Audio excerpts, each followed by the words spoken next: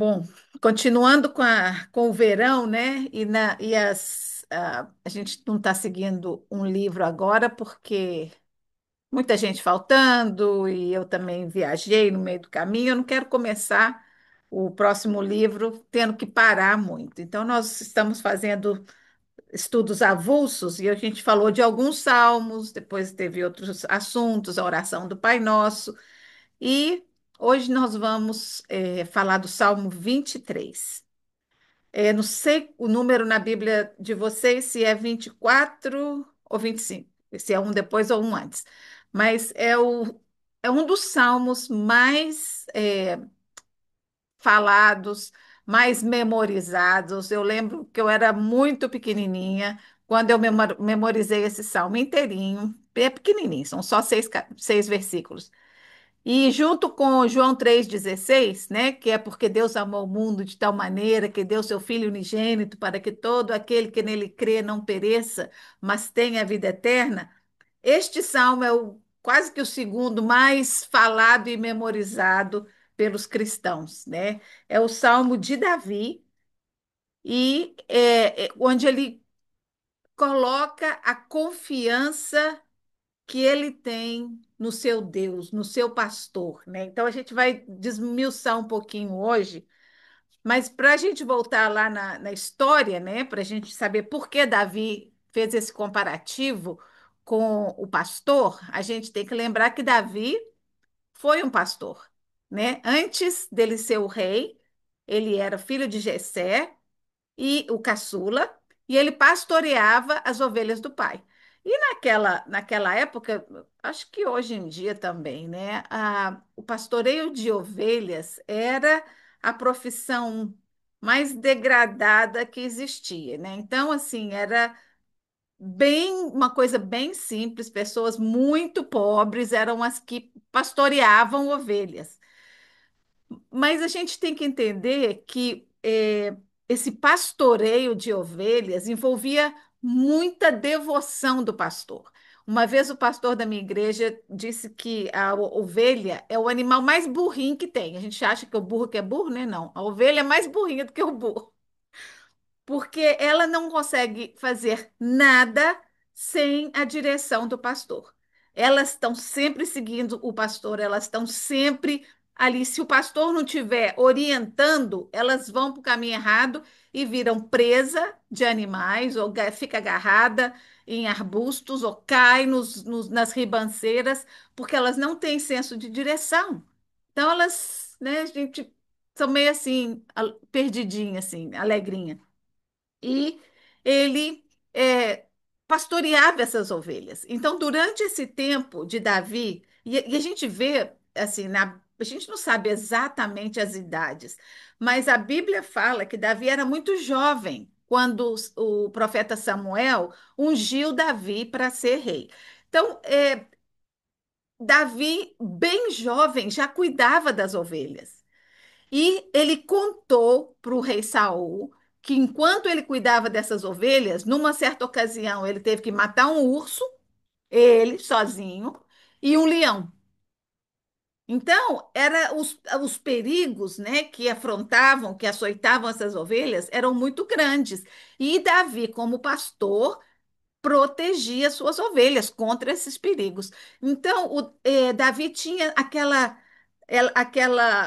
consciência prática do que era o trabalho de um pastor, né? Então, esse salmo foi escrito já, eu acho, também não tem data, mas eu acho que já quando Davi já estava maduro, já no final da sua vida, depois de todas as experiências que ele passou com Deus, né, do seu amadurecimento no seu relacionamento, às vezes que ele pisou na bola, se arrependeu amargamente e Deus o recebeu de volta. Então ele conhecia aquele pastor, né? E ele se relacionou com Deus como um pastor. Por quê? Porque ele, como pastor, amava as suas ovelhas, cuidava delas, protegia as suas ovelhas. E foi dessa maneira que ele viu o seu Deus, né? A beleza desse salmo está na profundidade que Davi vai expressar. esse relacionamento do pastor com a ovelha, né? Essa metáfora que revela pastos verdejantes, águas tranquilas, né? Mostra o caráter de Deus no seu relacionamento conosco. Né, como Davi e suas ovelhas. Eu fico imaginando que era uma vida muito solitária a vida do pastor, como Davi, né? Porque às vezes eles estavam em grupos, mas muitas vezes Davi estava sozinho lá naqueles campos, né? E eu acho que eu fico imaginando assim, às vezes quando eu leio um salmo, eu fico imaginando ele deitadinho, né, ao ar livre, aquele menino jovem, né, deitadinho ao ar livre, olhando para o céu, aquelas estrelas maravilhosas e imaginando assim, adorando a Deus, dizendo da grandeza de Deus, da maravilha, né, da criação. Então, assim, eu acho que ele, toda aquela poesia que ele expressa nos salmos que ele escreveu teve muita origem ali, naquele tempo de solidão, de solitude, né? Não vou dizer solidão, mas de solitude, de tempo passado com Deus. É, Davi fala que Deus, durante toda a jornada, né, com ele o- transmitiu como pastor, né, provisão, descanso, restauração, orientação, proteção, conforto e segurança eterna. É o que ele vai dizer no final desse capítulo. Não é simplesmente a proteção aqui enquanto a gente está caminhando aqui. Davi vai dizer que esse pastor que ele está se referindo aqui ele vai guiar, não é só aqui, é para a eternidade, né? Que não vai acabar no tempo aqui da Terra, né? Mesmo durante das dificuldades que Davi passou, ele pôde sentir a presença de Deus na vida dele. E olha que ele passou por muitas dificuldades, né? Como eu disse, ele matou o urso e o leão. Imagina o medo de um menino adolescente tendo que enfrentar esses perigos. Mas uma coisa é certa, Davi sabia que era a força de Deus que ajudava ele a vencer essas dificuldades, né? Lá no livro de Primeiro e Segundo Crônicas, no livro de Reis e no livro de Primeiro e Segundo Samuel, Reis e Crônicas, conta a história de Davi, né? Como que Deus escolheu Davi, né? E lá, como eu disse, primeiro ele matou o leão e o urso, depois ele teve que fugir do rei Saul, porque o rei Saul se sentiu ameaçado por ele, porque Deus tinha tirado o reino de Saul e ele achou que Davi ia ser aquele que ia receber o reino, então ele quis matar Davi, porque ele sabia que Davi era um homem segundo o coração de Deus, que a gente vai falar nisso daqui a pouco. Depois, o filho de Davi, o próprio Absalão, tentou matar Davi para usurpuar do trono dele. Né? Então ele queria tomar o trono do pai. Ele teve que fugir do pai do filho também. Então Davi havia passado por vales de sombra da morte. Então eu vou ler o capítulo porque é muito facinho. Depois a gente vai pegando os pedacinhos, só para a gente ter uma noção, porque está tudo emaranhado. Começa assim: O Senhor é o meu pastor e nada me faltará. Ele me faz repousar em pastos verdejantes. Leva-me para junto das águas de descanso. Refrigera a minha alma. Guia-me pelas veredas da justiça, por amor do seu nome.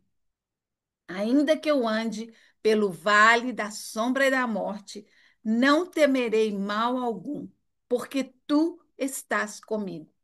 O teu bordão, ou a tua vara e o teu cajado me consolam. Prepara-me uma mesa na presença dos meus adversários. Unges a minha cabeça com óleo e o meu cálice transborda. Bondade e misericórdia certamente me seguirão todos os dias da minha vida, e habitarei na casa do Senhor para todo sempre. Então, eu falo que às vezes a gente lê tantas vezes a mesma passagem da Bíblia que acaba se tornando uma coisa corriqueira, mas quando a gente toma tempo, né, para desmiuçar, para ruminar, que é a palavra que eu gosto, a gente descobre tanta coisa, tanta preciosidade, né? E fazendo esse estudo essa semana, assim, eu fiquei maravilhada de ver algumas posições de pessoas comentários que eu li, exposições assim da profundidade desse capítulo da Bíblia, né?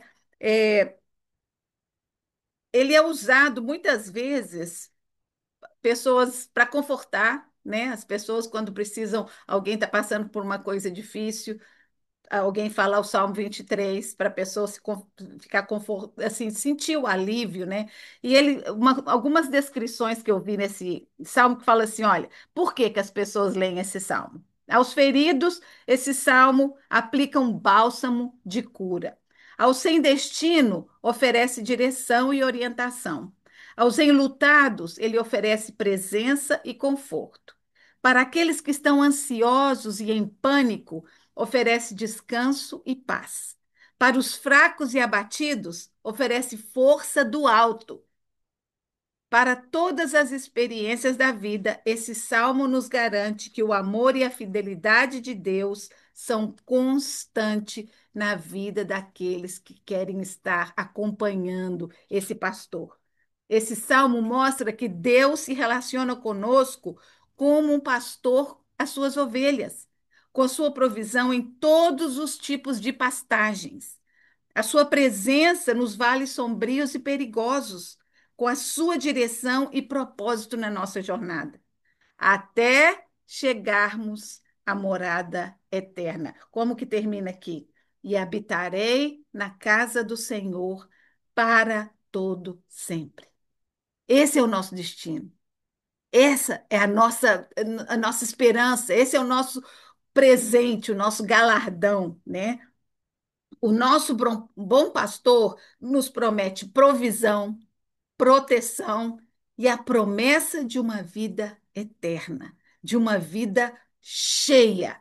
E eu já falei várias vezes aqui, a vida eterna pode começar aqui, quando a gente começa um relacionamento com Deus, de confiança, de dependência, de total entrega, a nossa vida eterna pode começar aqui. Então, nós vamos começar com o versículo 1, de 1 a 3, que diz: O Senhor é o meu pastor e nada me faltará. Ele me faz repousar em pastos verdejantes. Leva-me para junto das águas de descanso, refrigera minha alma e guia-me pelas veredas da justiça por amor do seu nome. Esse primeiro versículo fala que Davi conhecia a Deus não apenas intelectualmente, não apenas porque ele ouviu falar os seus pais ou o Moisés deixou. Não, ele conhecia Deus de perto, como o seu pastor. Ele experimentou o seu cuidado, como eu disse algumas vezes, Deus protegendo Davi, cuidando da vida dele. Por quê? Porque Deus tinha um propósito para Davi. E Deus tem um propósito para você e para mim. Todos nós somos especiais para Deus. Ele tem um propósito especial, né? E ele vai cuidar da gente. Jesus falou que se Deus cuida das aves do céu, das flores do campo, quanto mais ele vai cuidar de mim e de você. O pastor que Davi se refere aqui não era um pastor ou um pastorzinho qualquer que estava ali cuidando de ovelhas, era o seu pastor. Eu imagino que Davi se sentia como se ele fosse a ovelha mais especial daquele aprisco. Ele sabia que tinha muita gente em volta dele, mas ele se sentia amado, cuidado, protegido por esse pastor, como se ele fosse a única ovelha do rebanho. É essa maneira que Deus quer que a gente se relacione com Ele, que nós sintamos que nós somos especiais para Ele, que Ele nos ama, que Ele cuida de cada detalhe da nossa vida. Deus, Davi está mostrando aqui a natureza de Deus, né? Aquela natureza de, de cuidar. Ele quer. A gente precisa acreditar nisso. A gente precisa entregar para Ele os nossos ansiedades, os nossos problemas, os nossos medos, né? Quando a gente entrega, ele cuida. Você acha que a ovelha preocupa onde que ela vai comer amanhã, onde que tem a água de beber, ou se o caminho vai estar difícil? Ela não, ela totalmente está confiada no seu pastor. Ela vai seguir o pastor aonde ele for. Por quê? Porque ela sabe que junto dele ela vai estar segura, ela vai ter o alimento que ela precisa, né?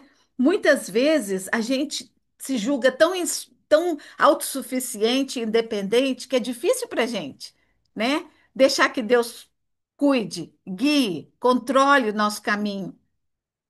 Mas Ele pode, e Ele quer nos guiar por um caminho de vida, para um caminho de alegria, para águas tranquilas, para pastos verdejantes, né? Jesus disse lá no Novo Testamento que o pastor, ele se colocou como pastor, né? A gente vai falar um pouquinho disso mais na frente, mas que o pastor, o bom pastor, deixa 99 ovelhas guardadinhas no aprisco e vai atrás de uma que se perdeu. Esse é o pastor que Davi está se referindo aqui. O pastor que se importa por uma. Pode ter milhares, mas se uma se perde, ele sabe onde ela está, ele vai atrás.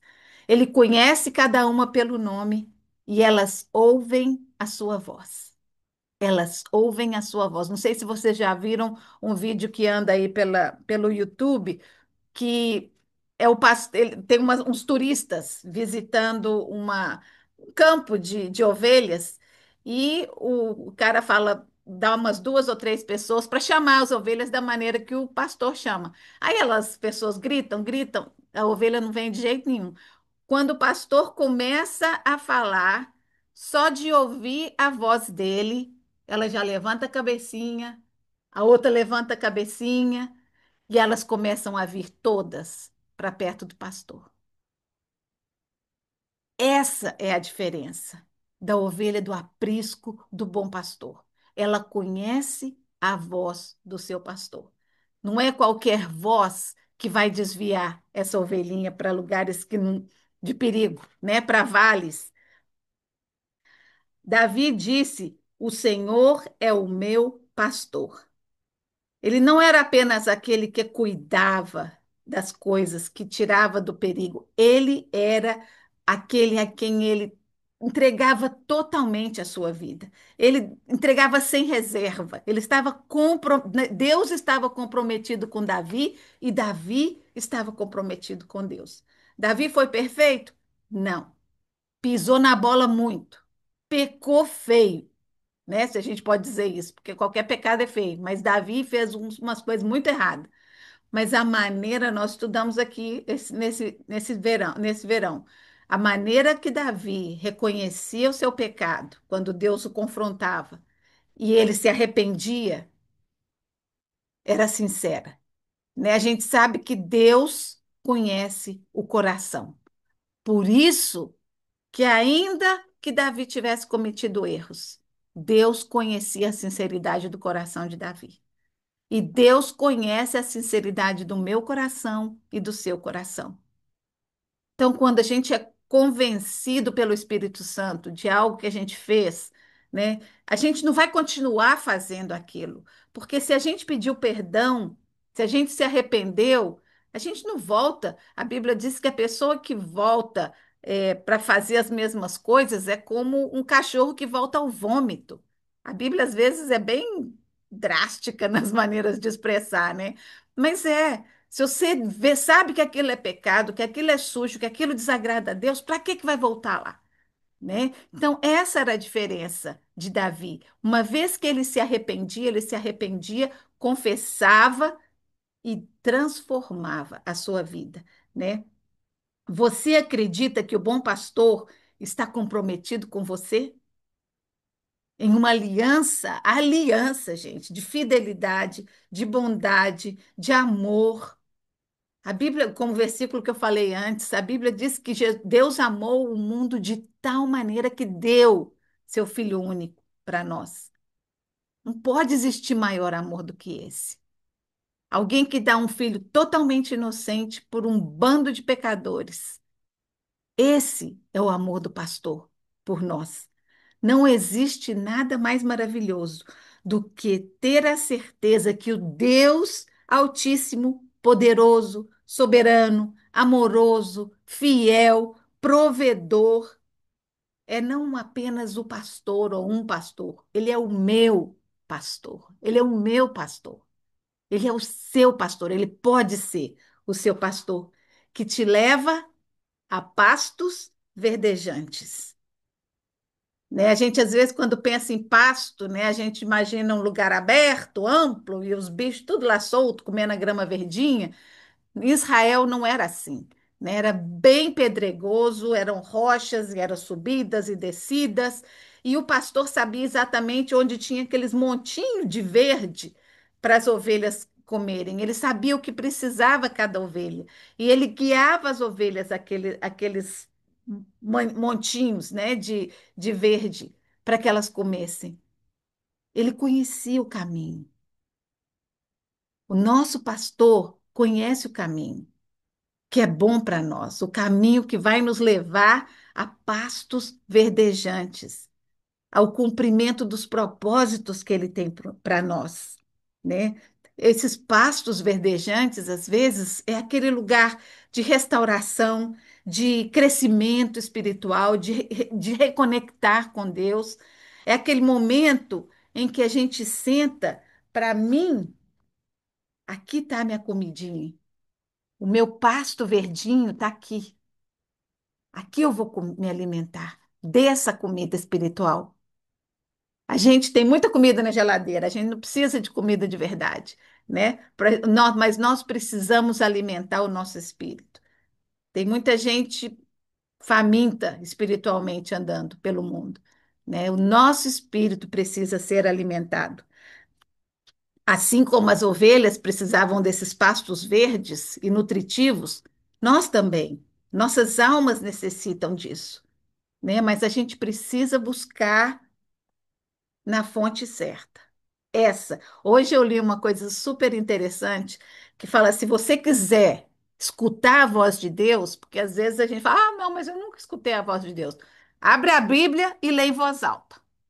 Você vai escutar a voz de Deus, porque ele falou aqui, ó, né? Tudo que está aqui é verdade. O que sair daqui vai ser interpretação, né? Bom, acho que é muito bom, mas eu gosto quando eu leio um comentário de alguém, quando eu busco algum estudo, alguma coisa, eu gosto que a pessoa coloque dois ou três opiniões diferentes, porque aí ela me dá a opção de eu escolher, porque lembra que a gente já falou aqui que o que nos une não é as diferenças, né? É a coisa mais importante, que é Jesus, né? São as bases do evangelho. Então, tem coisas nas interpretações que não são relevantes, é simplesmente uma maneira de pensar de um e de outro. Quando você escuta de várias pessoas, você começa a entender, ah, tá bom, também não tá ruim, né? Não tá tão errado. Então, eu acho que é importante a gente conhecer opiniões diferentes, e aí você vai fazer a sua própria, né? E é por isso que a gente alimenta basicamente da palavra e a gente busca conhecimento através de outros teólogos e estudiosos da palavra, né? É, Philip Keller disse que as ovelhas só se deitam ou repousam quando elas se sentem seguras e satisfeitas. Enquanto elas estão comendo, elas estão necessitando da nutrição, elas vão continuar procurando, né? Mas aqui diz que ele nos faz repousar em pastos verdejantes. Então, ele vai dar para a gente aquele lugar onde vai nos satisfazer totalmente, né? Todas as nossas necessidades, nossas ansiedades, tudo isso ele vai satisfazer quando a gente chegar naquele pasto verdejante de confiar totalmente nele. E ele leva também para águas tranquilas. Outra coisa que eu também aprendi essa semana, que as ovelhas, quando elas chegam perto de um riacho que é muito barulhento, ou que a água é muito forte correndo, elas afastam, elas não vão querer chegar perto para beber. Ou se elas estiverem desesperadamente sedentas, elas vão se meter de cara e vai molhar muito aquela pele delas, né? A lã, e ela vai ficar pesada e ela pode ser levada pela água porque ela não vai conseguir se remover de lá, ou ela vai ficar para trás, porque aquele peso do corpo dela com a lã, né, vai fazer com que ela se retrase. Então, esse pastor cuidadoso aqui a que Davi se refere, ele leva a ovelha para água tranquila, aquela água que ela precisa, aquela água que vai dar o refrigério que ela precisa. Né? Não vai em qualquer lugar, ele não vai levar a gente para qualquer lugar, ele vai levar para águas tranquilas. E a Bíblia fala muito de água, né? A Bíblia fala que Jesus é a água da vida. Quando a gente vai nele para beber dessa água, para receber dessa água, a gente vai estar satisfeito. Lá na mulher a mulher samaritana, né? Quando Jesus encontrou com ela, ela tinha ido buscar água. Ele falou: se você beber da água que eu te der, você nunca mais vai ter sede. E é essa água que está à nossa disposição, essa água que o pastor nos oferece, né? Jesus, o bom pastor, nos oferece a água da vida, né? A água cristalina, pura, sem nenhuma sujeira, filtrada, purificada, né? É nessa água que a gente precisa buscar. Essa imagem dos verdes pastos e da água tranquila pode contrastar, né? Fazer um choque com esse mundo que a gente vive, com a gente, com o que a gente vê na televisão, com o que a gente vê quando a gente sai de casa. Mas é mesmo diante de tudo isso, de toda essa agitação, nós somos convidados a experimentar a tranquilidade dessa água tranquila e desses pastos verdejantes, mesmo no meio das tempestades. Onde que a gente está indo buscar essa água? Né? Eu acho que as pessoas hoje em dia estão buscando muito, correndo de um lado para outro, buscando esperança, buscando paz, buscando satisfação, buscando preencher vazios que só Deus pode preencher. Só Ele pode nos levar a essas águas tranquilas, a esse refrigério da alma, né? E ele diz: guia-me pelas veredas da justiça, por amor do seu nome. Né? Como um pastor, ele sabe exatamente o caminho. Né? Existem vales, a gente vai ver no próximo versículo, vales perigosos, vales de sombra, de morte, de medo. E muitos de nós vamos ter que passar por esses vales. Todos nós, um momento ou outro, vamos passar por vales difíceis. Mas quando nós temos o nosso pastor, a gente sabe que a gente não está sozinho, que ele vai nos guiar através desses vales. Quando estamos seguindo o Senhor de perto, ele nos guia por caminhos de significado e de propósito. Todos nós temos um propósito. Ele conhece as pastagens, ele conhece os caminhos para chegar nesse lugar, onde vamos poder repousar em pastos verdejantes. Aí ele continua: ainda que eu ande pelo vale da sombra e da morte, não temerei mal nenhum, porque tu estás comigo. A tua vara e o teu cajado me consolam. A tua vara e o teu cajado me consolam. Os vales são lugares muitas vezes perigosos. As ovelhas caíam, quebravam uma patinha ou se perdiam. Os animais ficavam aí escondidos nas pedras para atacar a presa que viesse aí meio despercebida. São lugares escuros, de pouca visibilidade. Simbolicamente, esses vales representam períodos das nossas vidas enquanto enfrentamos perdas, doenças, crises financeiras, relacionamentos quebrados, situações que ameaçam o nosso bem-estar, tiram a gente daquele lugar de tranquilidade. Todos nós, como eu disse, vamos passar por um vale. A diferença é como nós vamos entrar nesse vale. A gente só entra sozinho se a gente quiser. E, na verdade, a gente nem precisa, porque ele vai estar com a gente, mas a gente sente que está sozinho. Porque a gente não busca a presença do pastor, a gente não fica lá pertinho dele, né? A frase não temerei mal algum não sugere a ausência de perigo, mas sim uma coragem fundamentada no constante cuidado do pastor. Ao lado dele, o medo é substituído por confiança. Não porque tudo vai desaparecer e vai ficar bom assim, ó, no passe de mágica, mas porque eu sei que eu não estou sozinho, porque eu sei que ele é o meu pastor, ele está me acompanhando, ele tem o cajado e a vara para me proteger, para me guiar. Sabemos que o nosso pastor conhece bem os vales.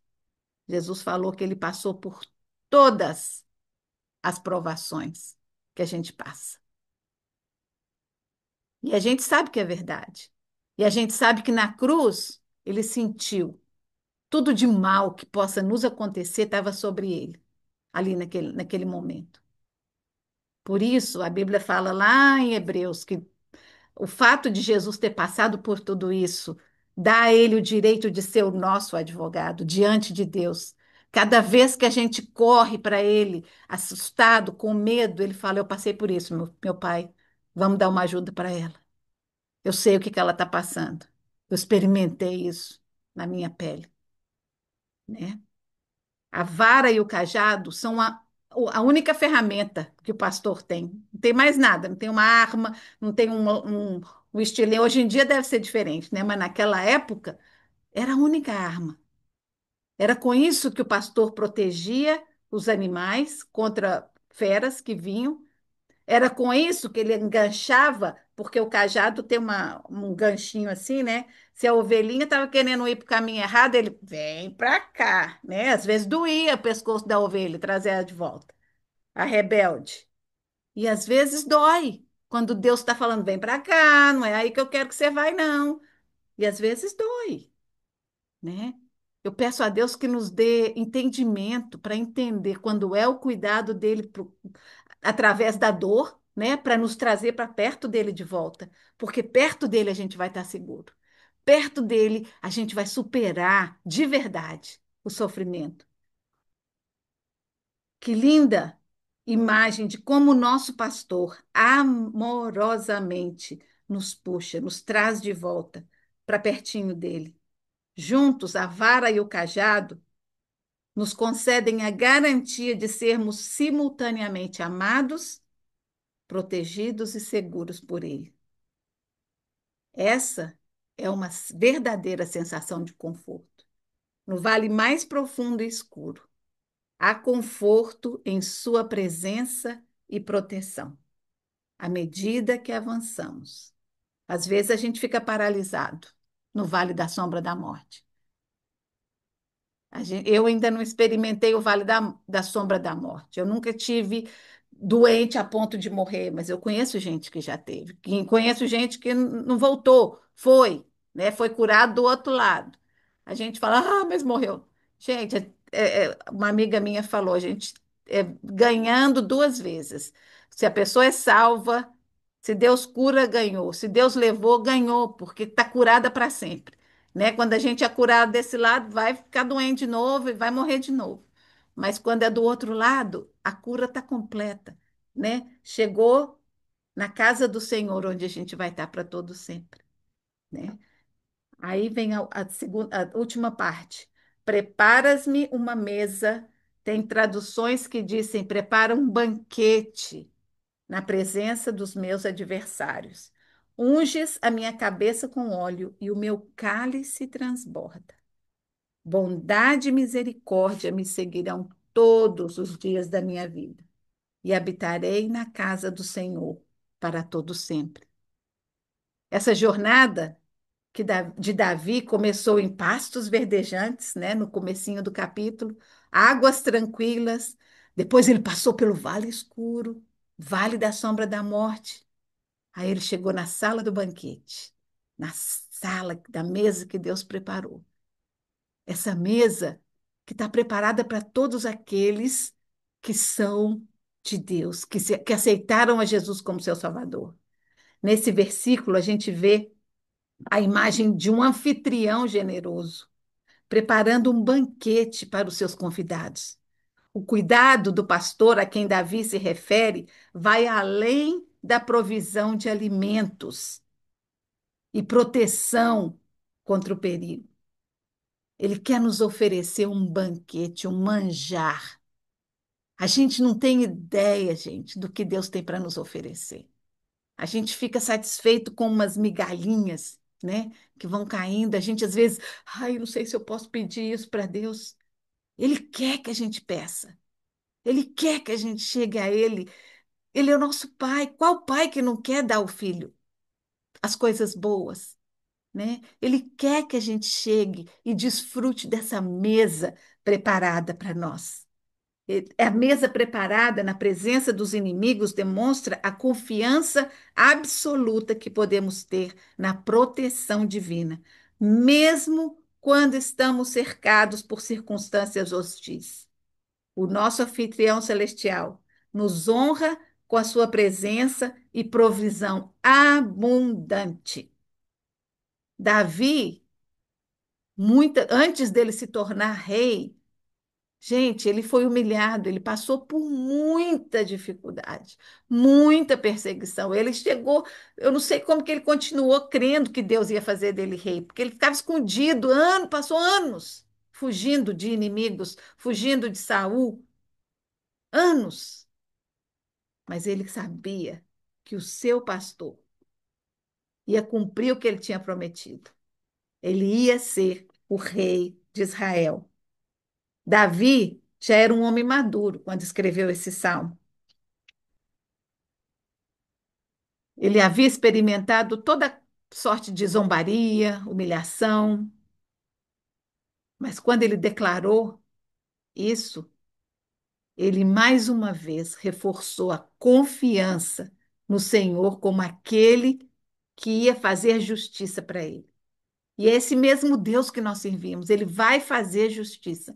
Não importa o que você passe na sua vida que parece injusto, ou alguém que ganhou um trabalho que era seu, ou o seu filho não ganhou aquela promoção que estava querendo. Deus vai fazer justiça.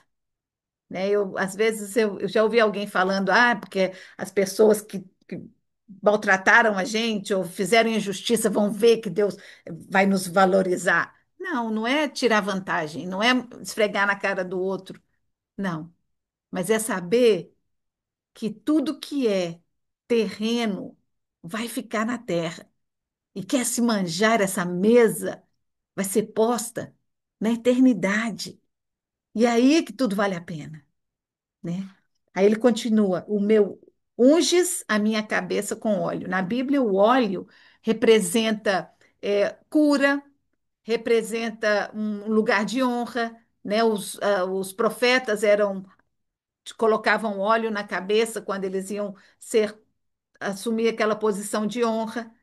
Davi, quando Samuel foi ungir, e eu achei engraçado, porque eu estava assistindo aquela série Davi, né, acho que é na Amazon Prime, não é no Netflix, acho que é Amazon Prime. E aí é aquele trem que vai derramando assim, né, na cabeça, e é uma meleca toda, mas é uma maneira de honrar, né? A gente viu Maria Madalena que ungiu, né, a cabeça de Jesus com óleo, era uma maneira de honrar o convidado de honra quando chegava na sua casa. Então, assim, o óleo simbolizava poder, né? Os reis, sacerdotes, profetas, todos eram simbolizando separação. Você foi separado, foi capacitado para cumprir o que Deus tem para você. Davi foi ungido para ser o rei de Israel. E ele cumpriu esse propósito. Ele foi rei por muitos anos. Mas o óleo que Deus nos unge é aquele óleo do Espírito Santo em nossas vidas. Aquele óleo, aquele bálsamo que vai entrando, começa na cabeça. Tem um versículo na Bíblia que fala que desce pela barba, a barba de Arão, e vai descendo pelas vestes. É isso que nos inunda, que nos enche. aquela presença que a gente sente claramente, que a gente está inundado pelo Espírito Santo. E aí o que acontece? Unge a cabeça com óleo e o cálice transborda. Lembra que eu já falei várias vezes aqui? Quando você está cheio de Jesus, vai espirrar em volta, vai espirrar para todo lado que você for. As pessoas vão sentir a presença de Jesus na sua vida, né? Tudo que você falar vai sair a respeito da sua fé, a respeito do seu amor pelo Senhor, né? Vai transbordar abundância, abundância de vida, abundância de confiança, abundância de esperança, né? De certeza de que Ele é o meu pastor. Nada nos faltará. Na Sua presença, desfrutamos satisfação total, abundância. Na cruz, Jesus tomou o cálice da ira de Deus. Lembra que quando ele orou, ele falou: Passa de mim esse cálice, mas que seja feita a tua vontade. Jesus teve que tomar o cálice da ira de Deus, para que eu e você pudéssemos receber vida, salvação, perdão. Por causa de Jesus, eu não preciso tomar o cálice da ira de Deus. Eu mereço, ele não merecia. Eu mereço. Você merece, mas ele tomou por nós. Então, que a gente possa absorver essa verdade e que esse cálice de bênção, de salvação, transborde na nossa vida. No Novo Testamento, Deus fez mais do que apenas nos dar a imagem de um pastor. Ele nos deu uma pessoa. Em Jesus Cristo, essa imagem de pastor assumiu carne, assumiu forma humana. E não só ele foi o pastor que assumiu a forma humana, mas ele se ofereceu como Cordeiro Imaculado, para que eu e você pudéssemos ter vida. Em Jesus Cristo, essa imagem de pastor assumiu carne e sangue e literalmente protegeu e proveu, liderou e guiou, preparou o caminho, buscou o perdido e amou ao ponto de se entregar para salvar não só as ovelhinhas lá de Israel, mas o mundo inteiro. O mundo inteiro. Eu e você, os gentios. Davi, como pastor de ovelhas, as guiou, protegeu, curou, mas ele não se tornou uma ovelha. Ele não sabia exatamente o que passava na cabeça das ovelhas. Jesus, o bom pastor, o nosso pastor, se fez homem, se identificou conosco no nosso nível, e não apenas isso, ele se tornou o Cordeiro de Deus, que tirou o pecado do mundo. Jesus disse que ele nos guiaria a toda a verdade. Lá em João 14,6 diz assim: Respondeu-lhe Jesus: Eu sou o caminho, a verdade e a vida. Ninguém vem ao Pai senão por mim. Ele, somente Ele, é o caminho. Ah, mas fulano é tão bonzinho, faz isso. Se não é por Jesus, não vai chegar. O caminho é um só. Ah, mas todos os caminhos levam a Deus. Não. Um caminho leva a Deus. Jesus disse: Eu sou o caminho, a verdade e a vida. Ele disse que ele nos enviaria o Consolador, o Espírito Santo. Lá em João 14,16 diz: E eu rogarei ao Pai, e ele vos dará o Consolador, a fim de que esteja para sempre convosco. O Espírito da Verdade, o Consolador, que estaria para sempre. Quando os discípulos falaram: Ai, Jesus, não vai, a gente vai ficar sem você, triste, não estou gostando. E Jesus falou: Vai ser muito melhor se eu for, porque a minha presença física está com vocês, mas quando eu for, O Consolador vai estar sempre, para sempre, em todo lugar, com vocês. O Espírito Santo. Romanos 8,14 diz: Pois todos os que são guiados pelo Espírito de Deus são filhos de Deus. Não é todo o universo que é filho de Deus. Todos somos criaturas. Mas aqueles que são guiados por Deus são filhos de Deus. Aqueles que aceitam a Jesus são filhos de Deus. Jesus disse que prepararia um lugar para nós. Lá em João 14, 2 e 3 diz: Não se turbe o vosso coração. Credes em Deus, crede também em mim. Na casa de meu pai há muitas moradas. Se assim não fora, eu vou-la teria dito, pois eu vou preparar-vos um lugar. Quando Jesus ali na cruz falou para o ladrão: Hoje mesmo você vai estar comigo, já ia ter um lugarzinho lá para ele. E ele está preparando um lugar para mim e um lugarzinho para você também. Ele disse que nos buscaria, nos procuraria, queria atrair as pessoas a ele, salvando os perdidos. E ele, lá em Lucas 19, diz: Porque o filho do homem veio buscar e salvar o que estava perdido. É para isso que ele veio. Ele disse que nos daria tudo o que precisamos nessa vida e que voltaria para nos levar para estar com Ele para sempre. Em Filipenses 14, 4, 19 diz: E o meu Deus, segundo a sua riqueza em glória, há de suprir em Cristo Jesus cada uma das vossas necessidades. Primeiro João diz: Todo aquele que é nascido de Deus vence o mundo. E essa é a vitória que vence o mundo, a vossa fé. Quem é aquele que vence o mundo, senão o que crê que Jesus Cristo é o Filho de Deus? Só aquele que crê. Ah, mas fulano é tão bem-sucedido, olha para você ver a vida dele, então, pode ser bem-sucedido aqui na Terra. Parabéns. Mas e aí? O que que vai acontecer depois? A gente não vai levar sucesso, diplomas, dinheiro, nada disso vai com a gente. Nós temos que garantir a nossa comunhão com Jesus.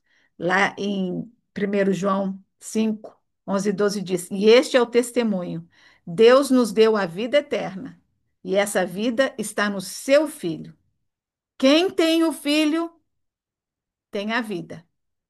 Quem não tem o Filho não tem a vida eterna.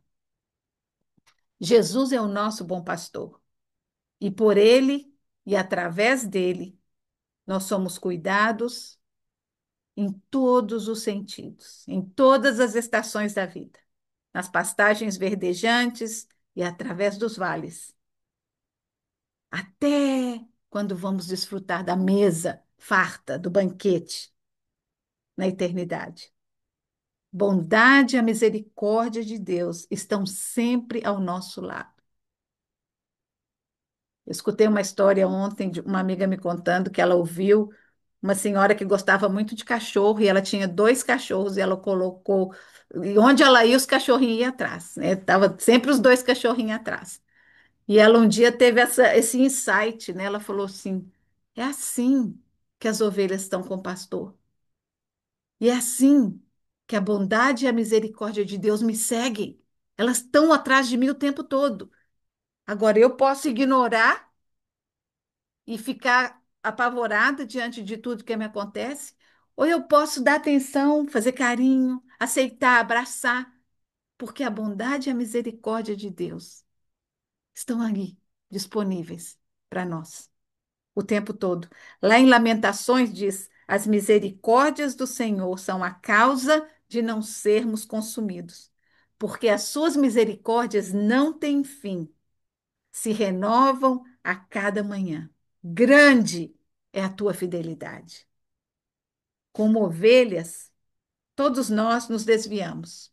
Uma e outra vez a gente vai para um caminho aqui, outro ali, a gente é atraído por uma coisinha aqui, outra ali, nos tiramos o nosso foco, Mas a boa notícia é que Jesus deixa as 99 e vai atrás da ovelhinha perdida. Então, que nós, cada dia mais, a gente esteja determinado a seguir o pastor, o grande e bom pastor. É ele, o seu pastor. Você pode dizer: O Senhor é o meu pastor. Eu confio nele para me levar a esses pastos verdejantes, para me guiar, me acompanhar pelos vales.